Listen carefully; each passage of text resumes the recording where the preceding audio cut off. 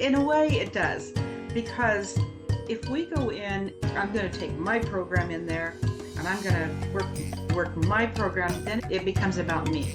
But if we go in and we say, I want this to be about what's best for them, what's best for their culture, and how I can enhance their culture, then all of our programs, whatever we take in, is about them, and it's about whatever we can do to bring our team together to do the work for them. That is an important aspect, a strong team spirit and a sense of togetherness, common goals, common mission. I believe the way we do that is the way we've started it already.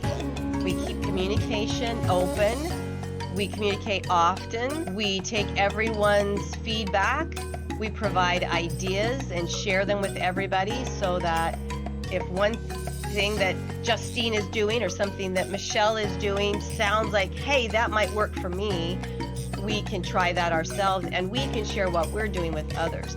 That's a good question. I think learning about each other, like doing what you're doing right now, getting to know each other before we even get on a plane together. Some things are just going to evolve because we're going to be spending a lot of time together. But team building, I have a lot of ideas. One of them is to come up with icebreakers to learn more about each other. And some of the questions you're asking now are part of that. Finding out what are some of your dreams. I can tell you that this, for my purpose, to empower voices in different arenas, both youth, women, sales teams, building relationships and using our voice in a more powerful way and listening, learning how to listen to one another. And sometimes when you're in close contacts, we'll have to deal with conflicts.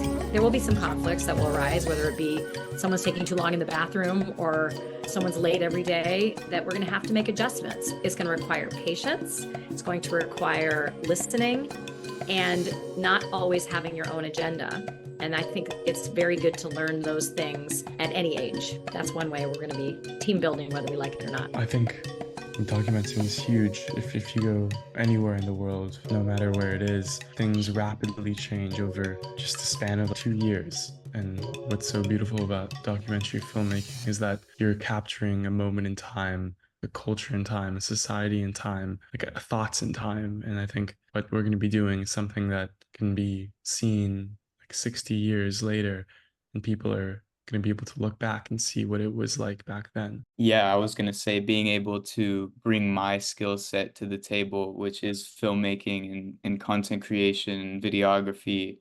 So while we're going to be getting our hands dirty, we can also capture this moment and share it for hopefully thousands, maybe millions of eyes to see, because this is a niche and important issue. It can remind others that their bubble of life that they experience every day can be very little compared to others' issues in their everyday lives, whether it be in Tanzania or anywhere else in the world. I think part of this trip this time, it's the first one there. So we're laying the groundwork for volunteers to come after us, because that is the plan of this trip. And so I think right now there's a small group of us, but it's really about creating that support between us.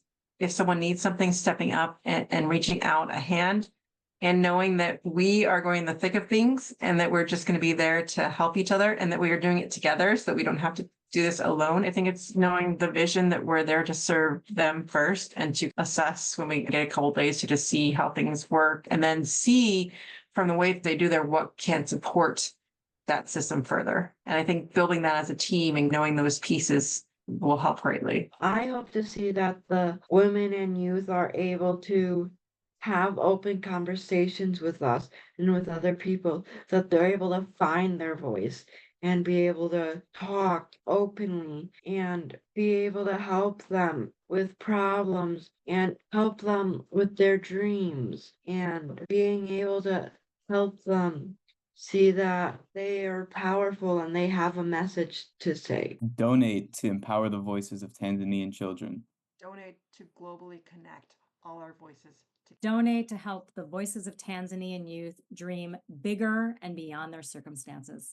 Donate to help the teenagers of Tanzania help their communities become stronger today. Donate to let all the children's voices be heard. Donate to help youth like me. Go right now to speakfeedlead.org to our Tanzania 2024 campaign.